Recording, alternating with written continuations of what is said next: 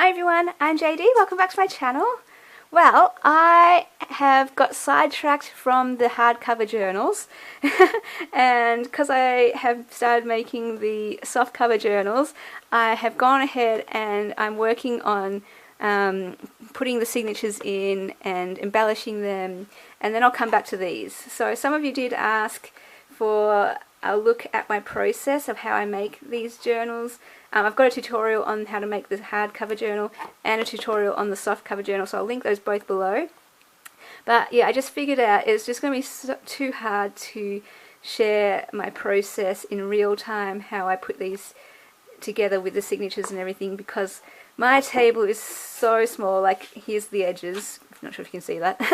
And to even put a few pieces of paper on here as I'm folding and organising them into groups, it's just not enough room.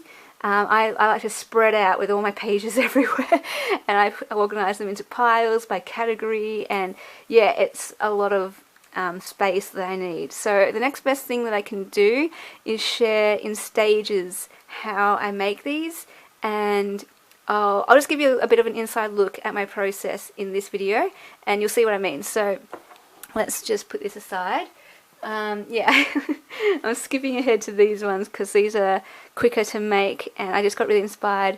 I wasn't going to make some more gnome journals, but I got inspired, and these four are gnome journals, similar to my other one. So this one is the original, and some of you might have seen the flip through of this. I'll link it below as well if you missed it.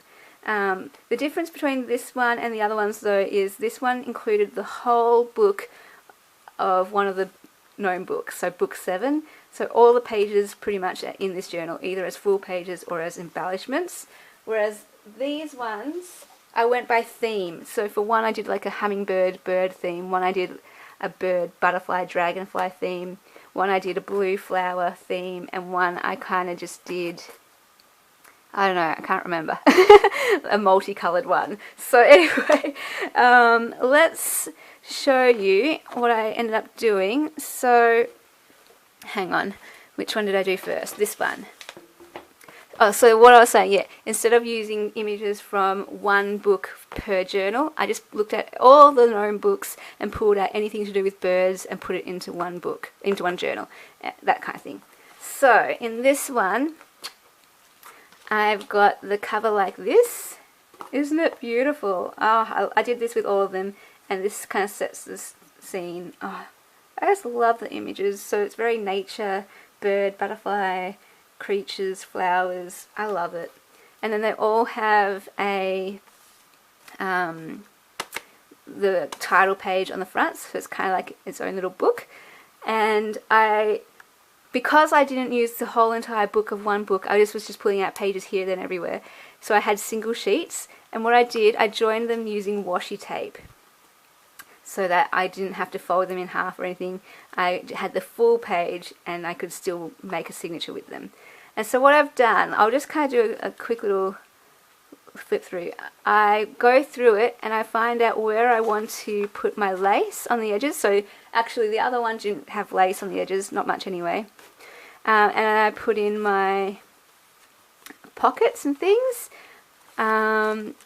So that's kind of what it looks like once everything's sewn in and it's pre-embellished.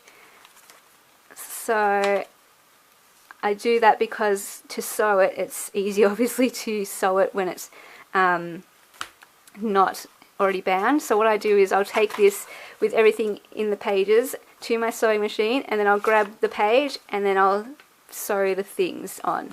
And I'll grab the page, pull that out, and then sew the pockets on. So kind of like that.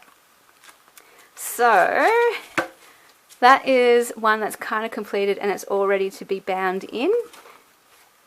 And then at the very end I'll add the last embellishments to it, like journal cards and tags and things.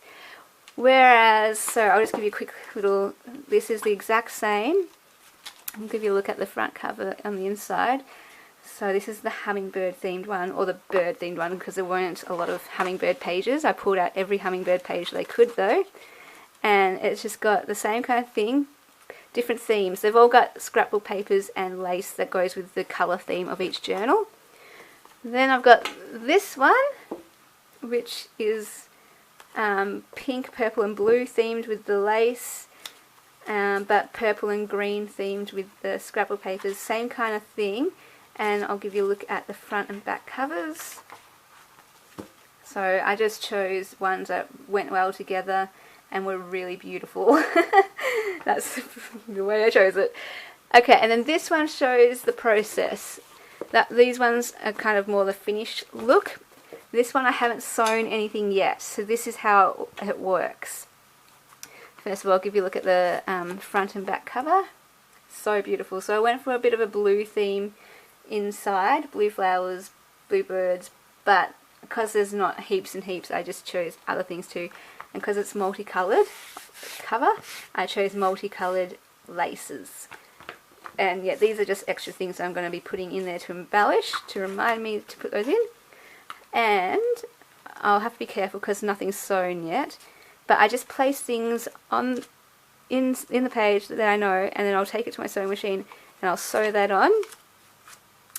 And then, for example, yeah, I've got this one here, and then I'll take that to my sewing machine, sew that on. So I try to do it all in one go, figure out where I want to place things, cut out the pockets, cut out the laces, so that one will go over here, so that I don't have to keep going to my desk or my bed, putting something there and then going to my sewing machine, going back to my bed, getting it ready, going to my sewing machine. I've learned it's much quicker if I just go and work out where I want everything first, put it on the page, and then take the whole journal to my sewing machine and just go page by page through it and find where I want to sew things on, and then do that all together. So just quicker that way.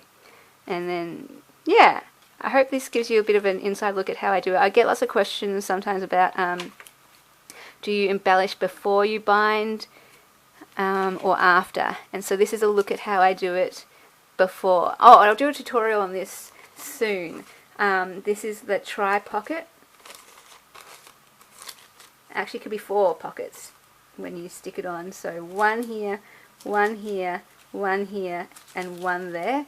And I will do a tutorial on this, but all I do is then sew it down here, around there, and back up there to get the pocket. And some of them, because if they're bags or whatever, I just don't sew them, I glue them on. And I've already done that. So pre-embellished. I could wait to glue those ones on afterwards, but yeah. So yeah, I don't know. You get the idea now. Here's another pocket that will go there. But yeah, I'll stop the flip through there. The lace is coming out. So that's how I kind of work it out. I put everything in there so I know where it's got to go, take it to my sewing machine, and then sew it all in. I really like this one because of the colours. So pretty. Yeah, I hope that was insightful and helpful for your own process. I'll come back and I will bind these. Let me know if you want me to bind these on camera, even though I've got a tutorial on how to bind, but I don't know. Maybe I can share how I add more later. I have no idea. It's quite hard to film the process on camera, but I can definitely show in stages like this. Let me know if that was helpful. I have no idea if that was really actually helpful, but hopefully that was a bit of an inside look at my process. Yeah, so now I'll go ahead and bind. Yeah, I'll probably just bind them. Oh dear, because I'm all out of order now, and these will probably go up after I've bound them, the video of it. So anyway, thanks guys for watching. Let me know what you think of these journals, and I will see you guys in the next video. Bye!